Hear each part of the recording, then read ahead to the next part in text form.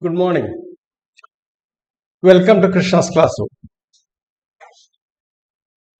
We continue with our explorations of the derivatives. In fact, the general form of the derivatives like upper derivative, lower derivative, and more detailed version of this in the form of what are called Dini derivatives. After that, as I said towards the end of the last lecture, give a version of the mean value theorem, which in turn helps us to discuss what are called the fundamental theorems of calculus in the context of Lebesgue integration. So that is what we are. That's what we plan to do today. Okay. So let us first recall the Dini derivatives, although it is not particularly something that is essential for the main theme of this lecture, but we will have it because we want to know whether the function is differentiable from the right, differentiable from the left. These kind of concepts we have looked at in terms of what are called the upper derivatives and lower derivatives. We want to define the upper right derivative, lower right derivative, upper left derivative and lower left derivative, and connect it with the upper derivative and lower derivative. So let us write down that. So we first take Dini derivative.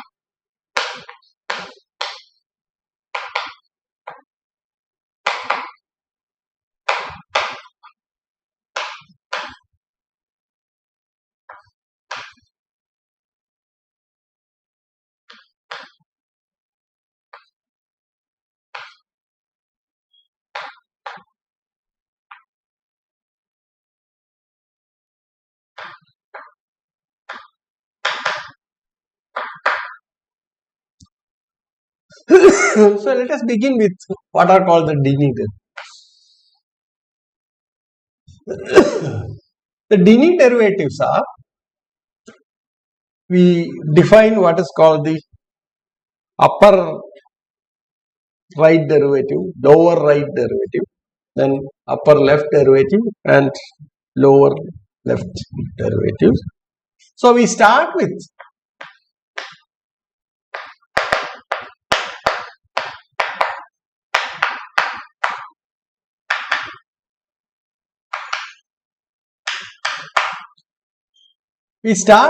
a real valued function from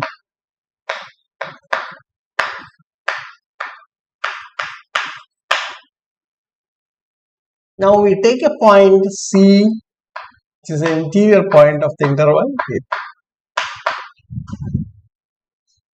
Now we define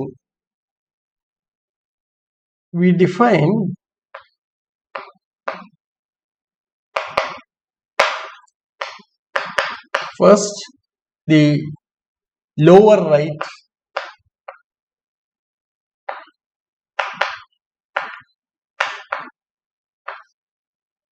derivative.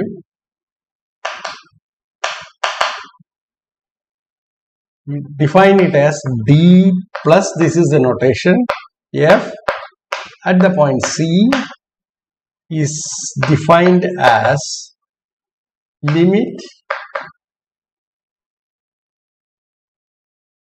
h infimum of f of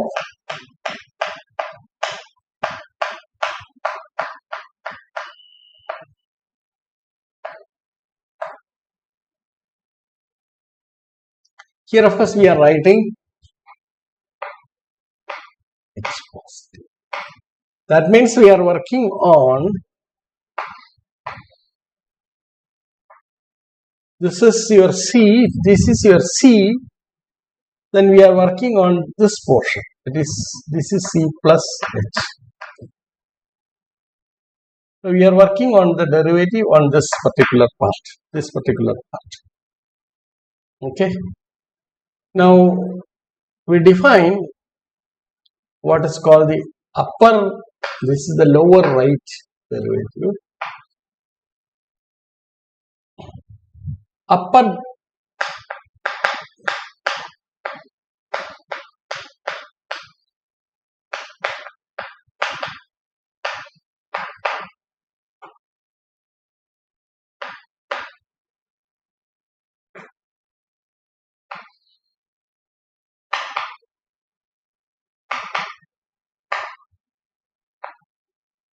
we define it as D plus F at C. Again, in this case, we are taking H positive. Here we are taking H positive. Limit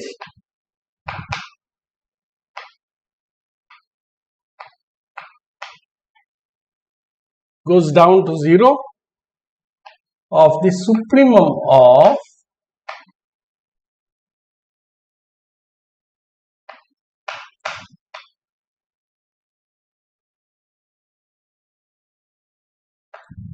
this is C plus H, F of C plus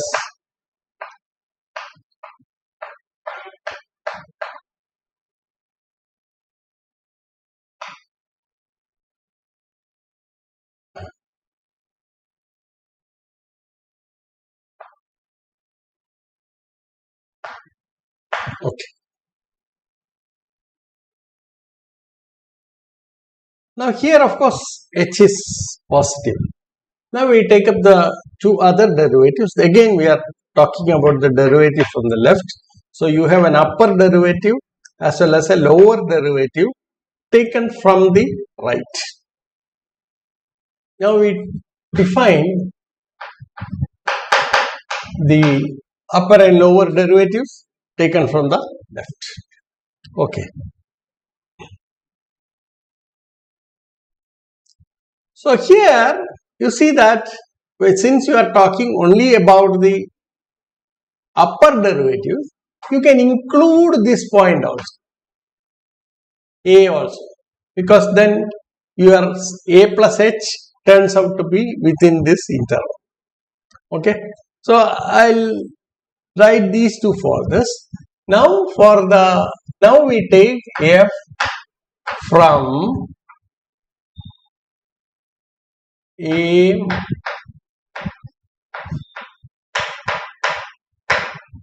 AB to R. You can take here AB to R with C belonging to, cannot be A, it could be B, because we are going to have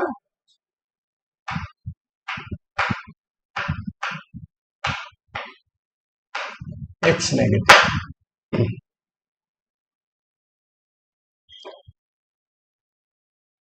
Therefore, let us write lower left derivative.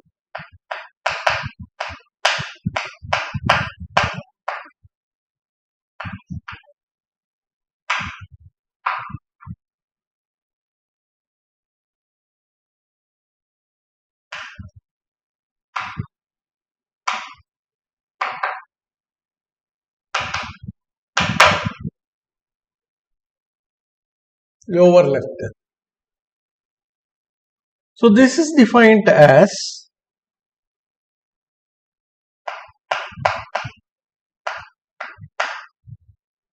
C belonging to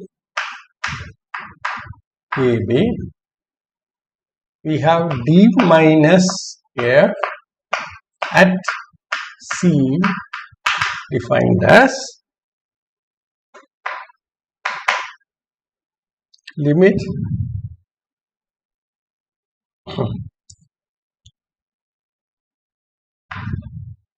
h increasing to 0, that is h is negative,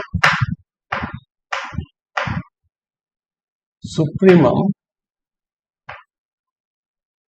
sorry, this is infimum, minus 1, lower one,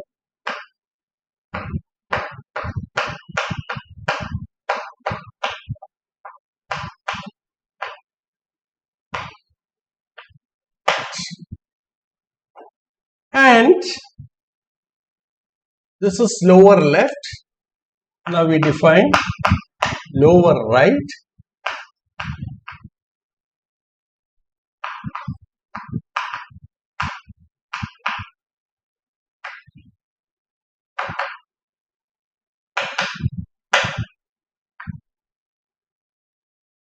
for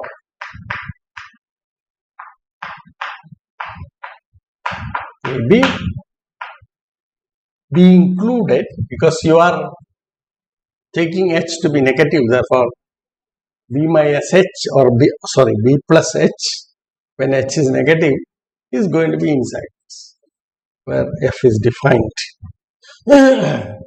This is what it is, minus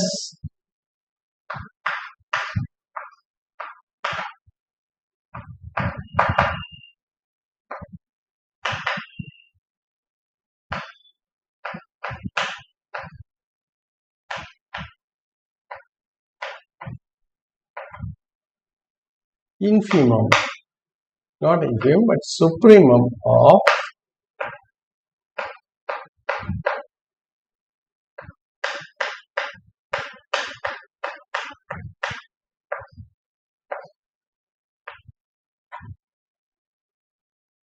now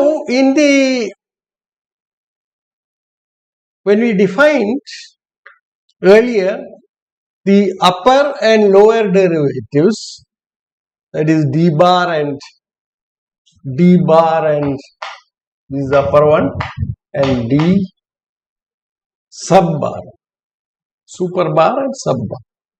This was called the upper derivative and the lower derivative.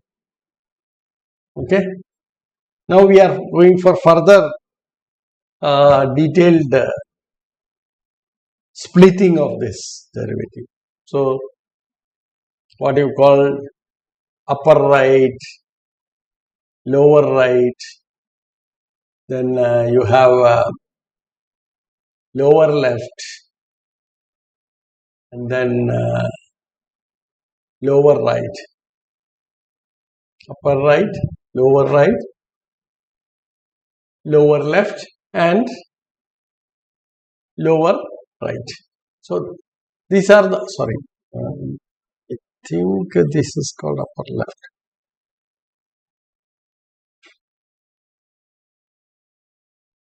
So this is going to be, sorry, this is upper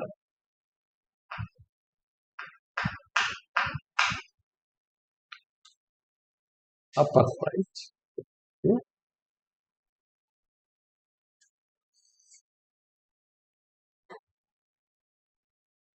This is not upper right, sorry, this is upper. Sorry for that. Okay, right. Sorry for that mistake. Okay, so what do we have? We have got lower right, upper right, lower left, and upper left. So you are talking about the left derivatives as well as the right derivatives. In fact, the new class of derivatives, namely upper and lower derivatives, from the right as well as from the left. This is what is called the Dini derivatives. And as you know, from the conditions on f, that these derivatives do exist, provided you allow the derivatives to take the values in the extended real line. That means it may be plus infinity or minus infinity. Okay, so that is what you have. Right. Now, how is this connected to the upper derivative and lower derivative? Let us just look at that. I mean, that's quite easy to see.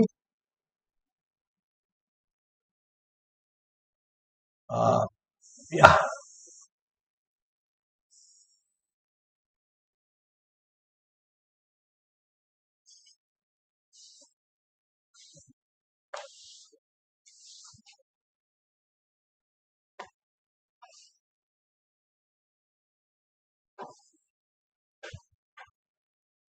One can easily see that the upper derivatives are connected, or upper derivative at the point C can be defined as follows. Here, of course, we take C to be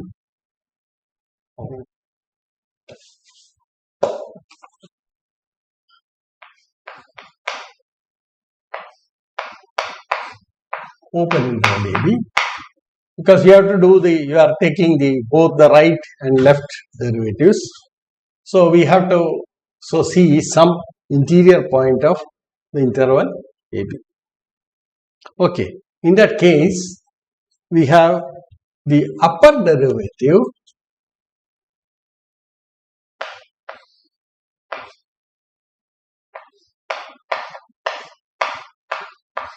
you recall the differentiation and then try to connect this with it.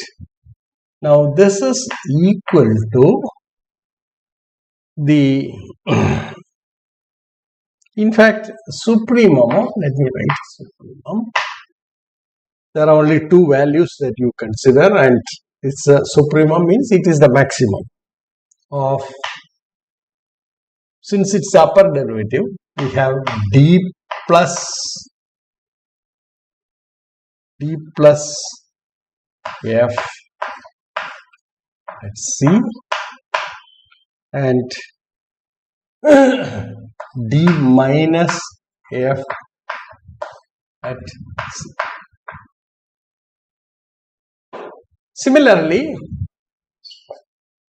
d sub bar f, that is the lower derivative of f at C, equal to infimum of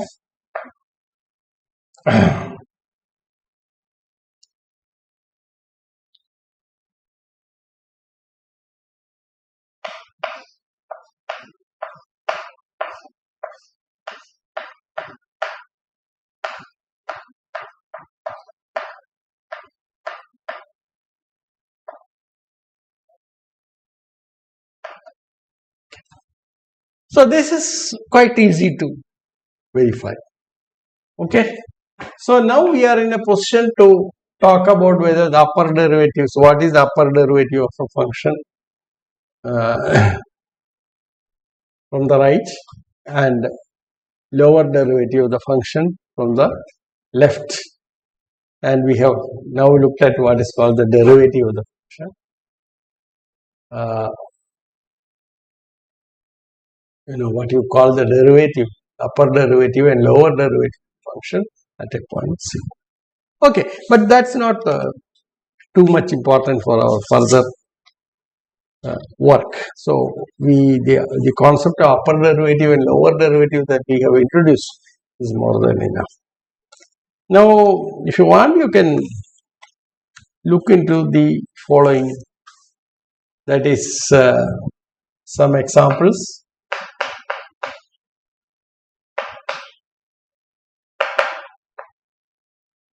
First example, you take fx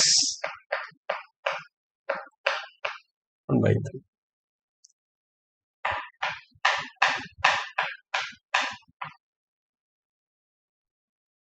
So we compute the upper and lower derivative here. So we observe that d plus f at 0, this is equal to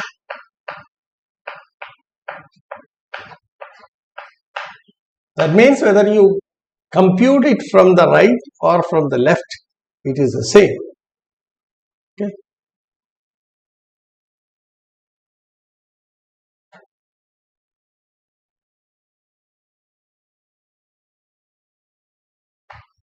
This is equal to d minus f at 0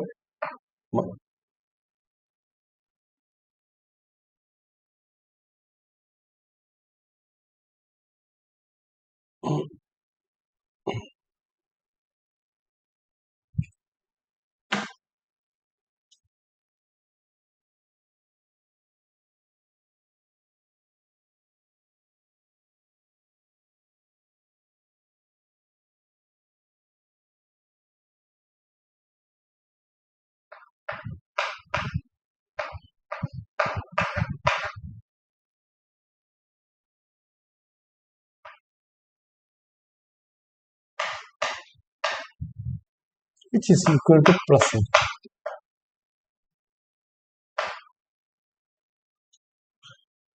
Now, but verify this. I am not very sure whether it is absolutely right or not. There may be some mistake, but you compute it because you know that x to the power 1 by 3 has a problem around 0. You know that it's not a differentiable function because you have a derivative. You look at the graph of the function.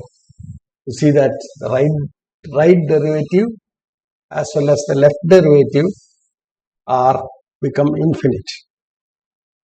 Okay, that's the problem because if you just differentiate the function, it is going to be 1/3 x to the power minus 2 by 3, and if x is positive and x is negative, see, you can work out the behavior of the derivative.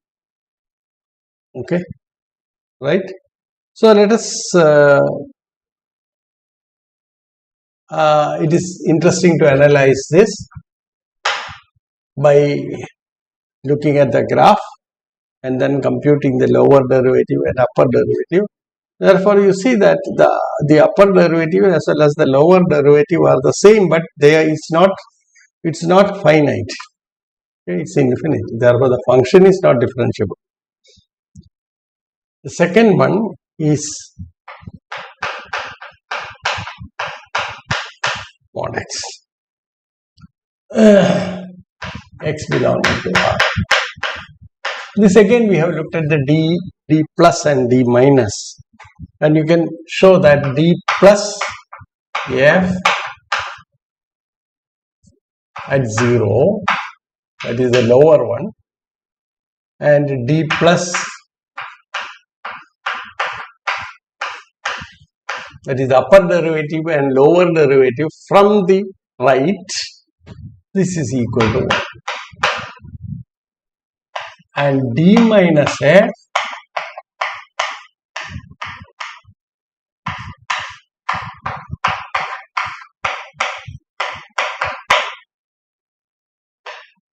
so you see that the upper and lower derivatives are finite from either side, but they are not equal. And you see that the function has the same upper derivative from the right and the same lower derivative from the left. Okay, so the function is not differentiable, but because the function is of this type, this we have analyzed. This is the graph of the function. So you see that you compute the slope of this line, of the tangent to this line, it is going to be plus 1. On this side, the slope of the tangent to this line is going to be minus 1. Now the third example is the following. You take fx, the characteristic function of q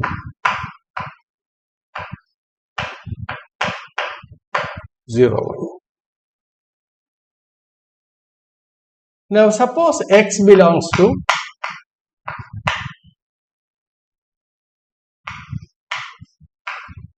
that means x is a rational number. Then you have for that d plus f at x equal to 0, d plus f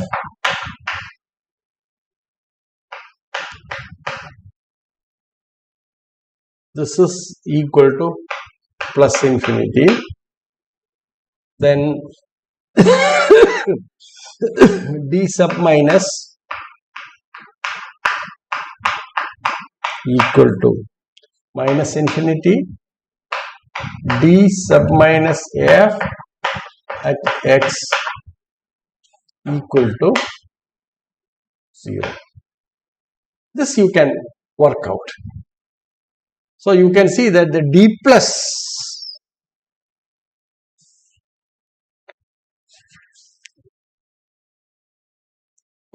the upper derivative is the supremum of these two. The upper derivative is the supremum of these two, that is going to be plus infinity. The lower derivative is going to be the infimum of these two, that is going to be minus infinity. Okay. Now, if x is an irrational number,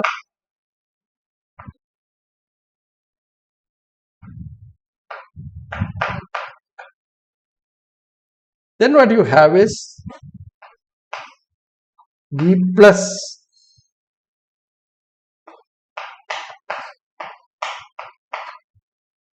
this is equal to minus infinity. This needs some analysis.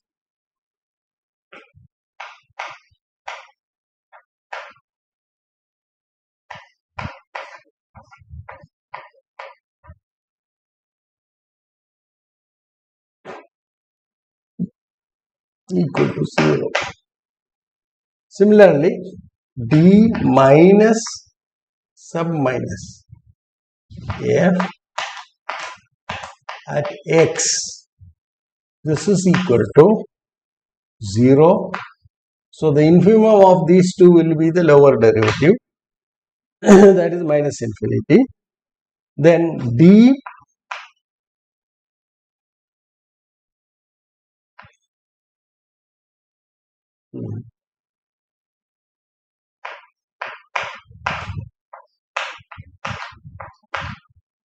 this is equal to plus infinity. So you see that the supremum of these two is going to be the upper derivative, which is going to be plus infinity. So you get these things connected with the so-called Dini derivative. The Dini derivative is a far more or rather more detailed analysis of the upper and lower derivatives.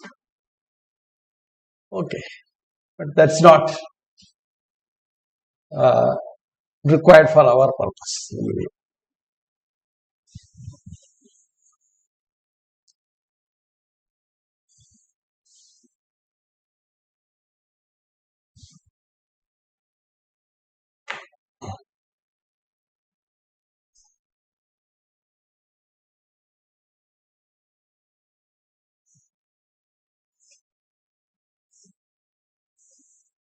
Now we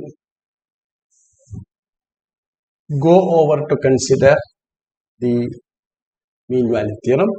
Last time I made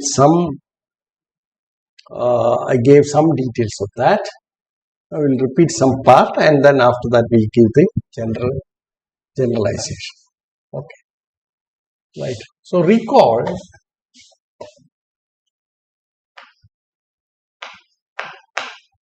so for the sake of comparison, we take a smooth function. Okay. Work with a smooth function.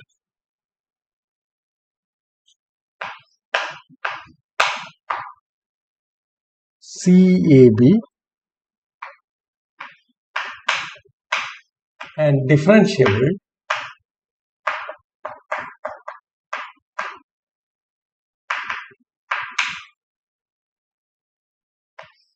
at its interior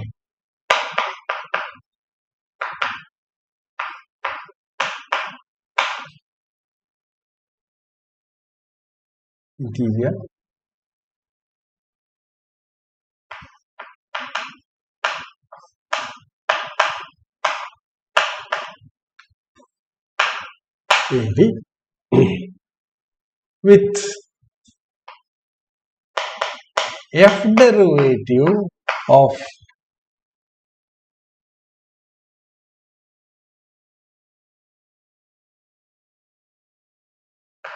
greater than or equal to alpha on AB. Now what happens is in a general interval you are taking, see this is after all a local result that you are looking at. Therefore we are talking about the derivative in some neighborhood of the point C that we are taking. Okay, right. Then you see the version of, suppose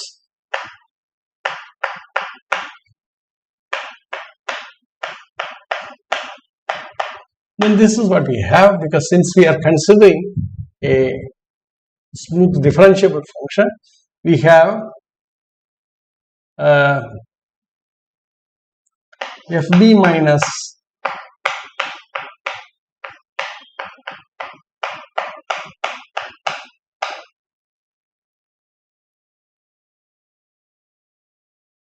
or I will put it this way, fb minus fa equal to f derivative at x naught into b minus for some x naught. There may be, it's not uniquely determined, it is not even determined in the theorem as it is, some interior point.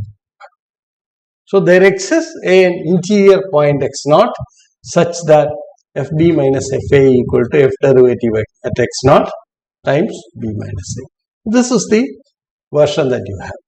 Now we use this, apply this condition. Suppose f derivative is greater than or equal to alpha on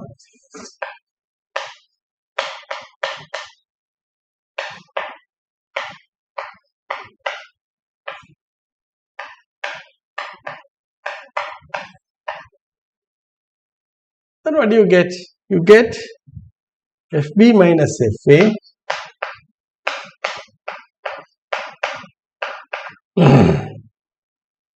is greater than or equal to,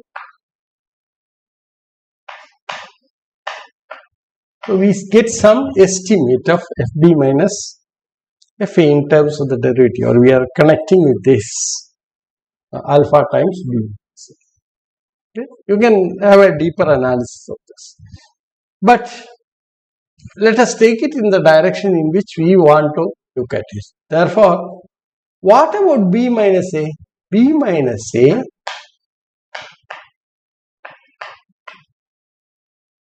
the Lebesgue measure of the interval A. Okay, which is also the so-called outer measure, because when we generalize it. So in this case, what do you get? You get fb minus fa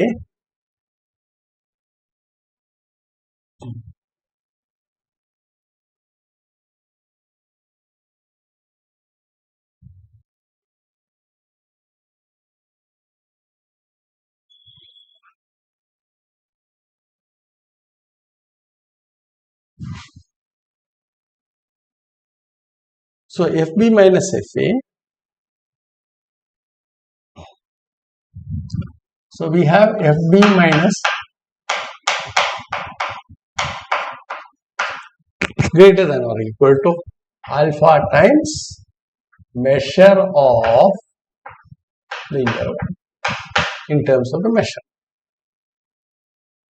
Okay, here everything is measurable, but a more general version would be the same kind of inequality, because now we are in a position to talk about what are called the upper derivative and lower derivative. So we can think of what the mean value theorem would look like in the case of upper derivative or lower derivative, so that we can get some good estimates which may be useful while developing the so-called fundamental theorem of calculus. So with the objective of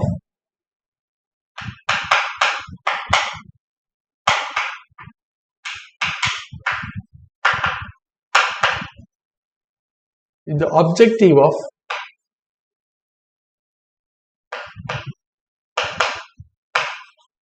the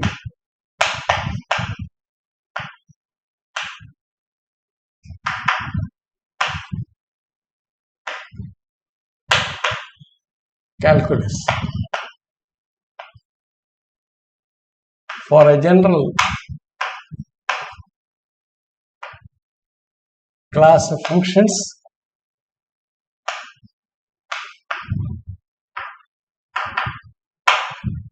we generalize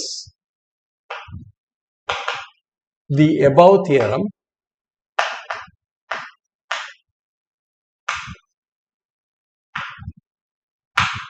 with derivative replaced by the upper derivative.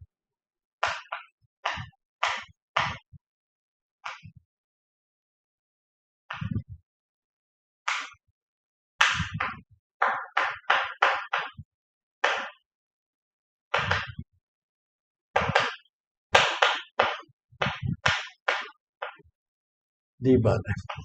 So instead of the derivative of f, we are going to work with d bar f. This is what our next theorem is all about. So let us make the statement of the theorem.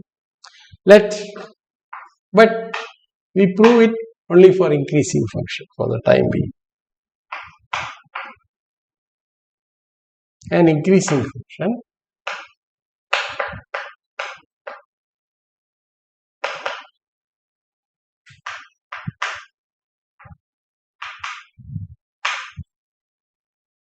on the closed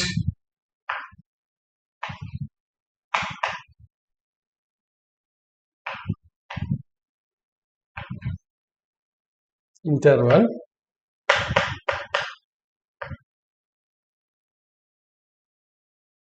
AB, because we are working on a local version of this here. Local, that means we are working about the derivative at a point and its neighborhood. So work on the closed bounded interval AB. The function may be defined on the entire R. Okay. Then for each alpha positive, the outer measure M star of the set X belonging to AB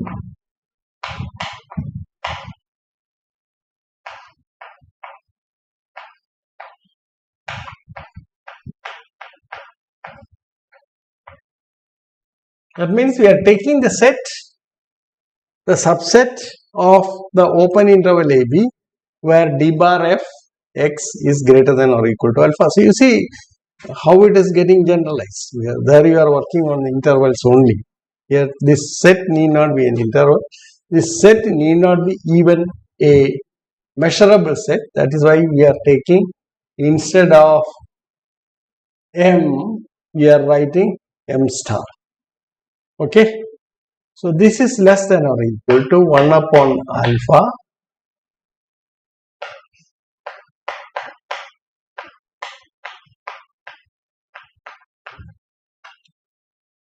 okay, right? Compare this with this statement.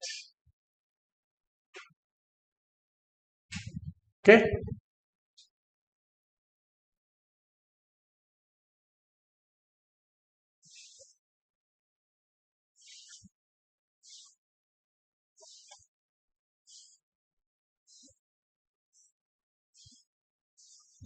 Now the next estimate is even more interesting. And M star of the set of all x belonging to AB such that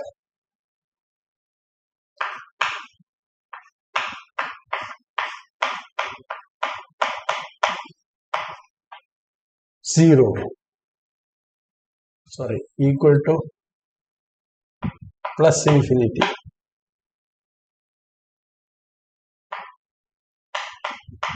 This is going to be a useful result. Okay, right. So let us prove this result. Once you prove this part, then the other part is very simple. Here we will have to use the Vitali's cover of the interval. Okay, so proof.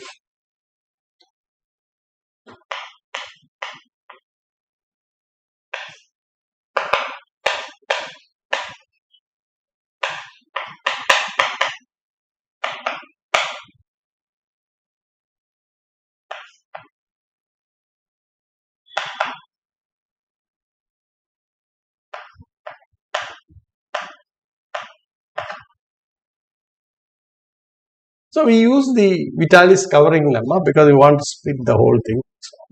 So we are assuming, what are the assumption? Assumption is that f is an increasing function.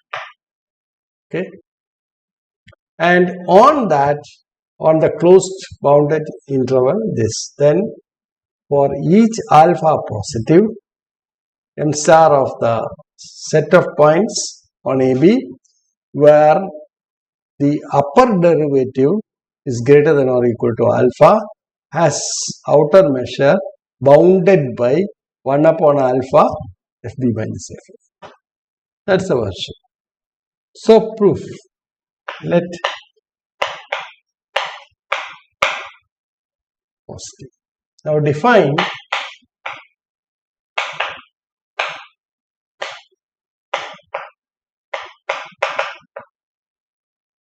set of all x belonging to AB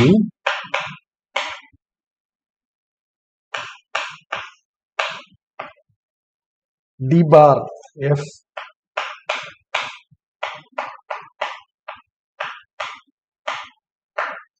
then we are working on what is called, or we are trying to estimate the measure of the outer measure of the set E alpha. So let us take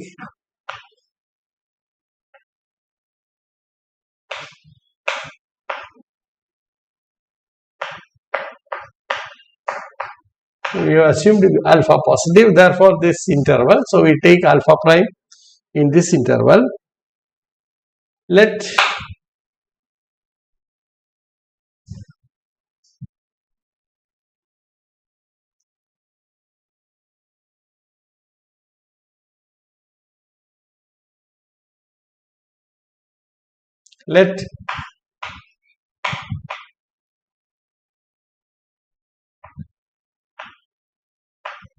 f be a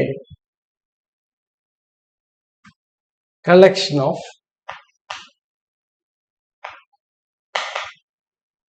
closed intervals, closed bounded intervals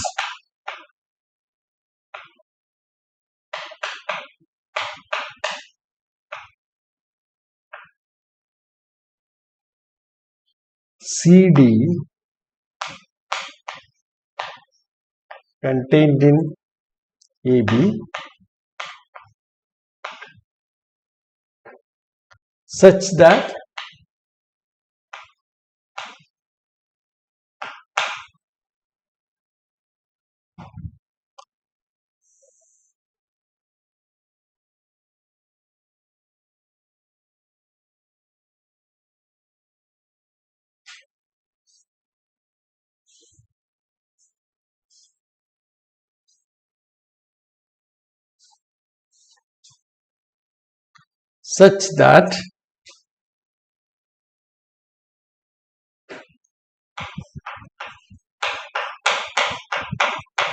FD minus FC is greater than or equal to alpha prime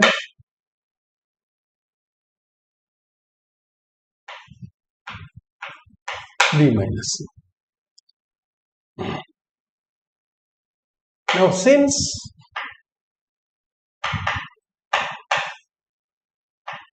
d bar f is greater than or equal to alpha, and we have taken alpha prime to be something in between 0 and alpha.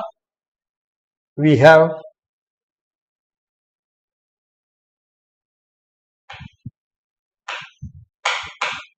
alpha on E alpha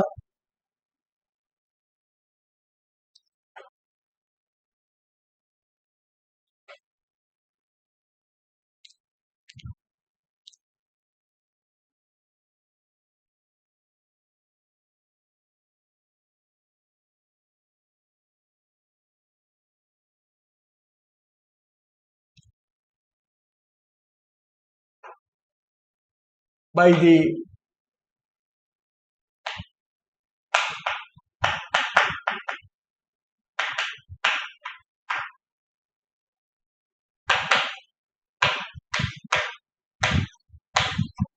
lemma. There exists a finite disjoint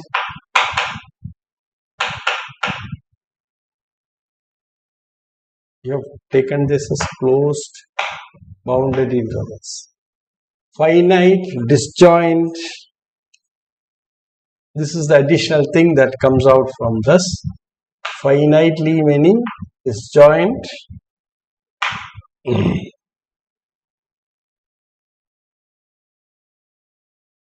subcollection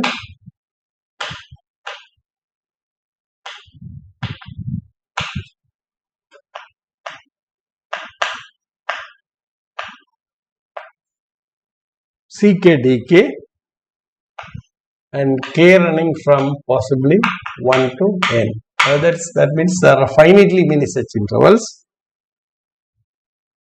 of the covering F such that the M star of E alpha slash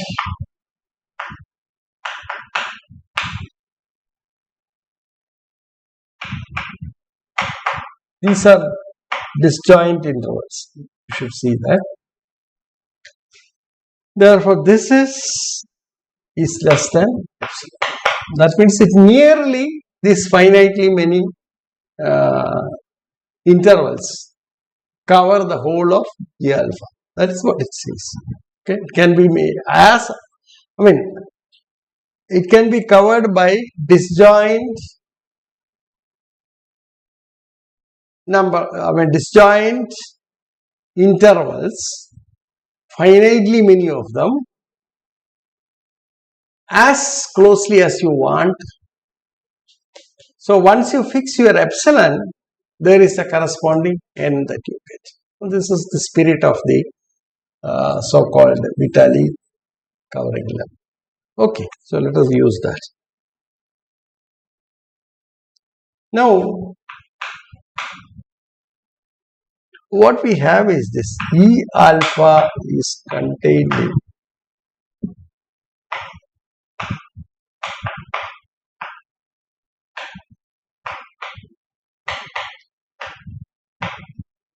union this set. What is it? E alpha slash union K equal to 1 to N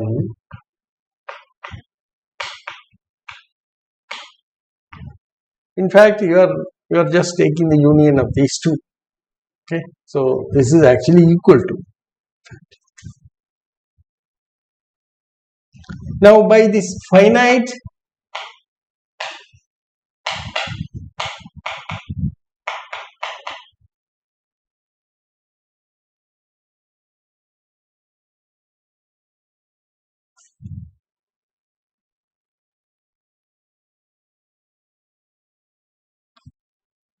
subadditivity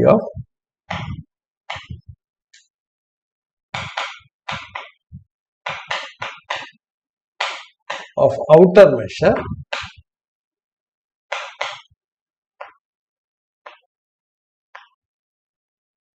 what it says is that m star of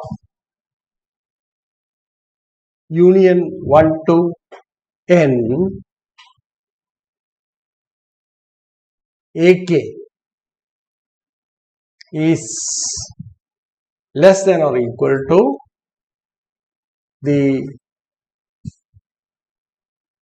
sum of the outer measure of each of these subintervals.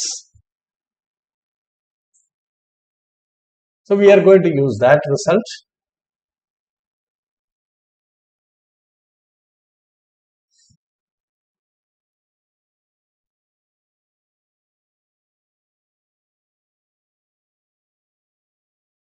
So what we are going to have is this, the following, that is m star of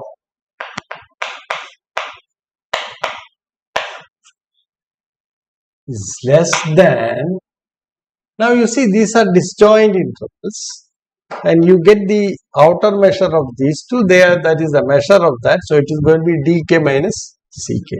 So you have sigma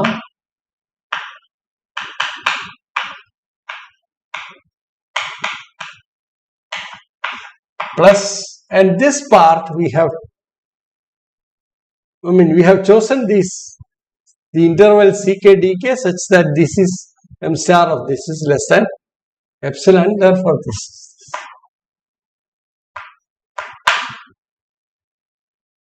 Okay, and this one we know is less than or equal to, now this is where we use the monotonicity of the function. Okay, so using the monotonicity, it is going to be 1 by alpha prime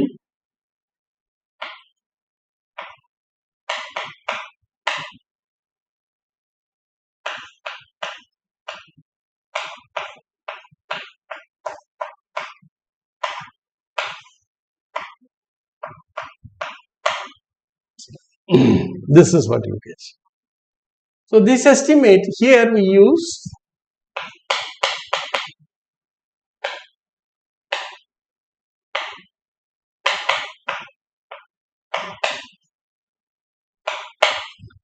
the fact that f is monotonically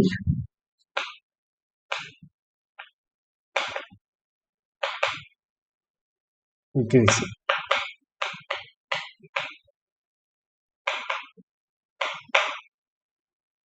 Because this term is always non-negative.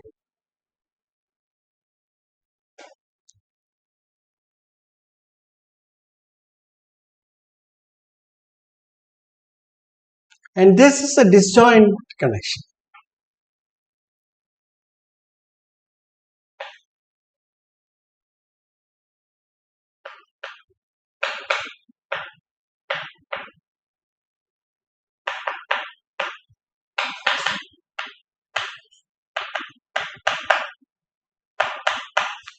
Disjoint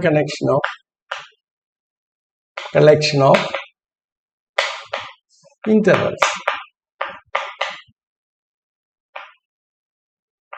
And f is monotonically increasing on each one of them, right, in the whole space. Therefore,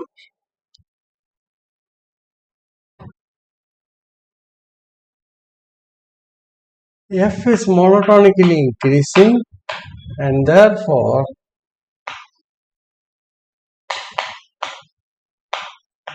we have sigma k equal to 1 to n f at dk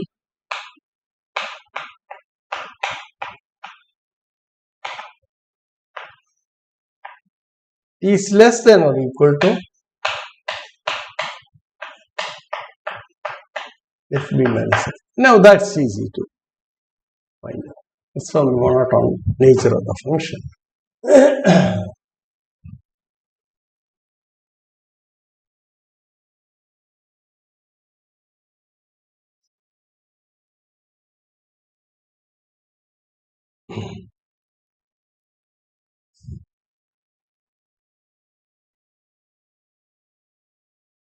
Therefore,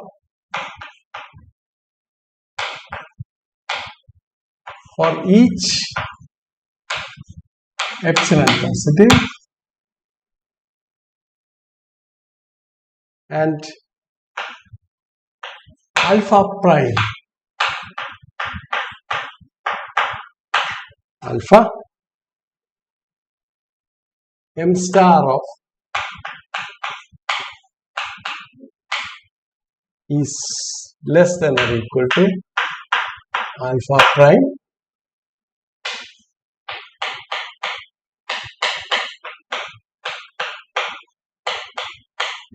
epsilon. Now this is true for all alpha prime on the interval 0 to alpha. Therefore, you see that 1 by alpha is actually greater than or equal to 1 by alpha prime. So we use that, and epsilon is arbitrary. Now hence we have m star of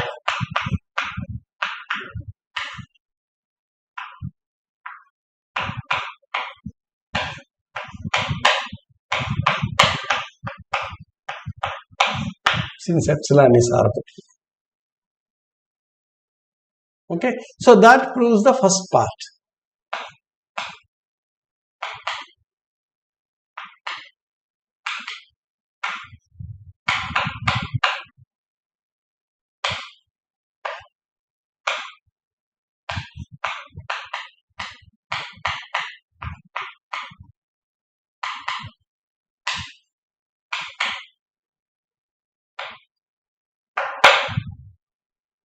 Now we want to work on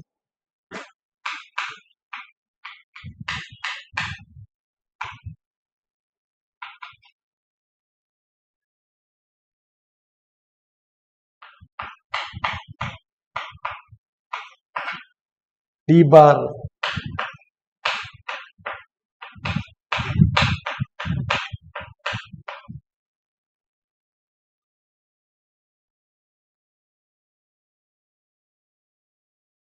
infinity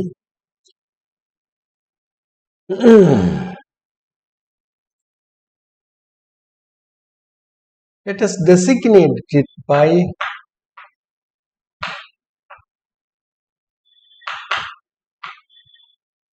infinity.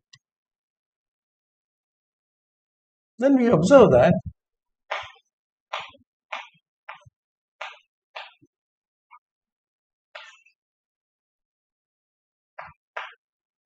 E infinity is a subcollection of E. That's easy to see. Okay, right? That is because n increases to infinity. So corresponding to each n, you compute this and you go to the definition of E alpha, and then you get this equality. And therefore, which implies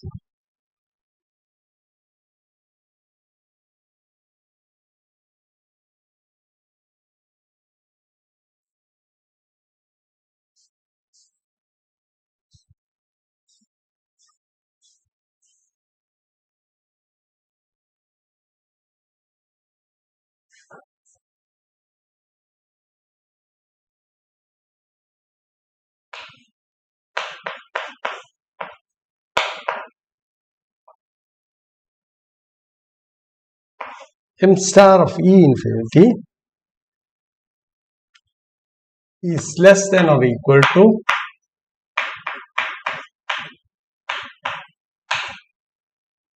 which is less than or equal to 1 upon n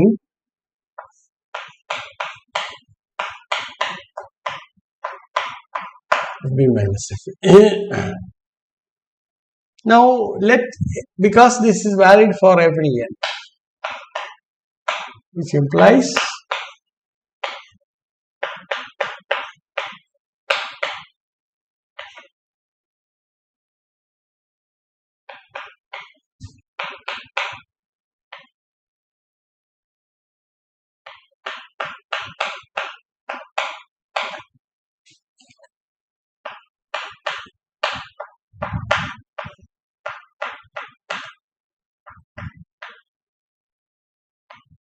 That means the set of points where the upper derivative becomes infinite. Okay. This has outer measure equal to 0. That's a very nice estimate. So we get now some idea of, in the case of a monotonically increasing function, what is the measure of, or how large the set of points where the the upper derivative becomes infinite. Okay. So this is essentially a very handy result which we will be using later in the further development of theory. In fact, we are going to soon consider what are called to get an idea of the discontinuities of the monotone functions. Okay. So, thank you very much, and that completes today's lecture. We will continue with it later.